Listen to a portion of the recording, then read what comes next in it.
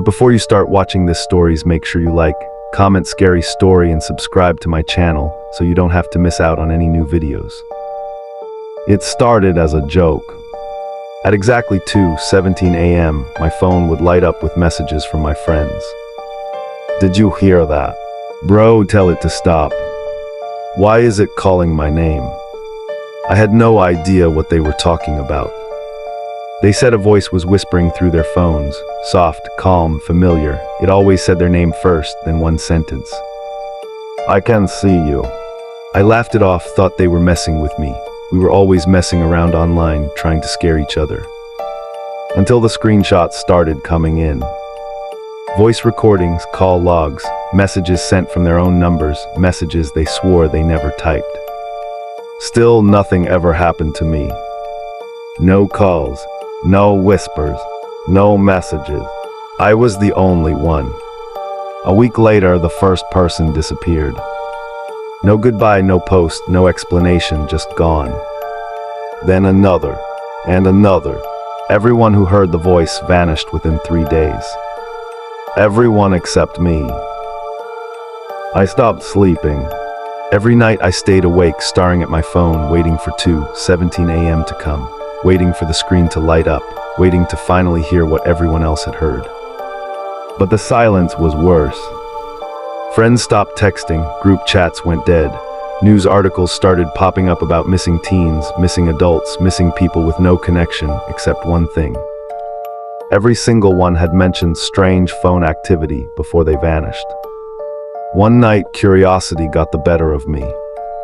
At 2:16 a.m., I whispered into the dark, half joking, half desperate. Why not me? My phone buzzed instantly. One message from an unknown number. Because you're not listening. The screen went black.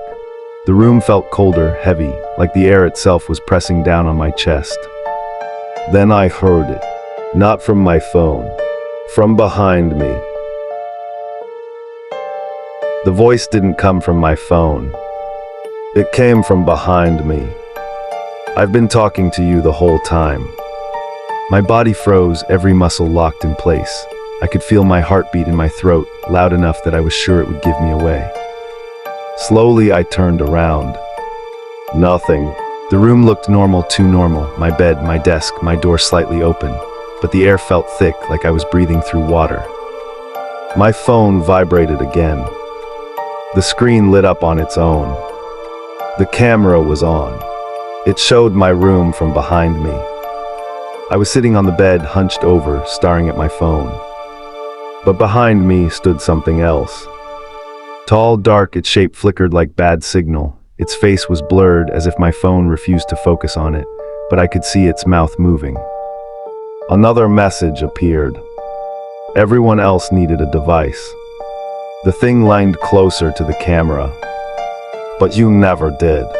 The lights flickered violently. My reflection in the phone screen didn't move when I did. Its eyes were darker, older, like they had seen things I couldn't remember.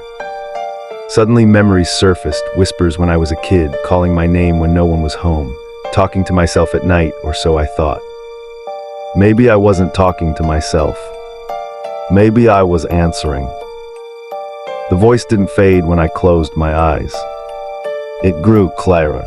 I watched you long before the others, it said, calm and patient. You listened when you thought you were alone. My chest tightened, every breath felt shallow, like the air was slowly being pulled out of the room. I backed away from the bed, but my shadow didn't move with me. It stayed stretched across the wall, darker than it should have been, twisting slightly like it was alive. You remember the nights you talked to yourself, the voice continued. You weren't imagining me. Images rushed through my mind, me as a kid, lying awake in bed, whispering into the dark, asking questions no one answered, feeling comforted anyway, feeling watched but safe. I helped you then, the voice said, and you never told me to leave. The phone vibrated violently on the floor. The screen lit up even though it was cracked. Faces filled the display, the missing people. Each one frozen in fear, eyes locked on something they couldn't see.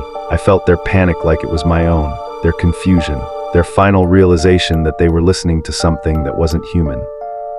They borrowed my voice, it said. They needed machines to hear me. My shadow peeled itself away from the wall and slowly merged back into my feet. A cold pressure wrapped around my chest, heavy and permanent.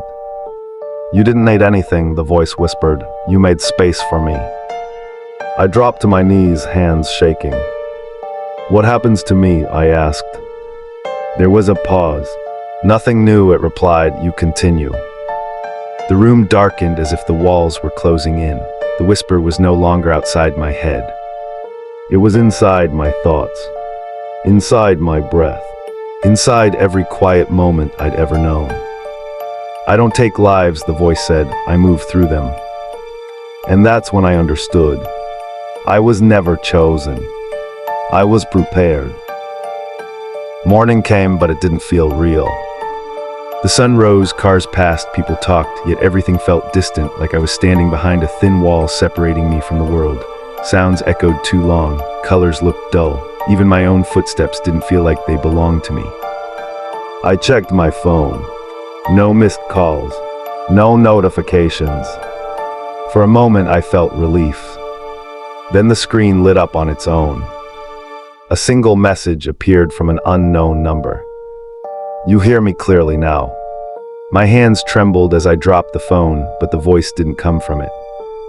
It came from inside my head. Soft, calm, familiar. "You don't need to run anymore," it whispered. "You never did." Memories flooded back every quiet night, every moment I felt watched but safe, every time the silence felt full instead of empty. My stomach tightened as the truth settled in. The voice was right. It had always been there. I stepped outside, hoping the noise of the world would drown it out. But as I walked past people on the street, something felt wrong. A few of them stopped suddenly. Some turned their heads slowly, like they were listening for something they couldn't quite hear. One woman froze mid-step, eyes wide. A man dropped his phone, staring at his hands like they no longer belonged to him. They felt it. That night, videos spread online, posts, audio clips recorded in empty rooms, people arguing whether it was fake or something worse. And every time someone listened just a little too closely, I felt it. The voice grew stronger. "You were never meant to be afraid," it said gently. "You were meant to listen." I finally understood. It didn't need everyone. Just enough. Enough silence. Enough belief. Enough people willing to hear what speaks back. Now when the world gets quiet, when the lights go off, when you feel that strange urge to listen a little closer, remember this story, because silence is never empty anymore. And if you ever hear a whisper calling your name, don't answer. If you love these scary stories, make sure you leave a like, comment scary stories, and subscribe to the channel so you don't miss another video again. The next story might already be listening.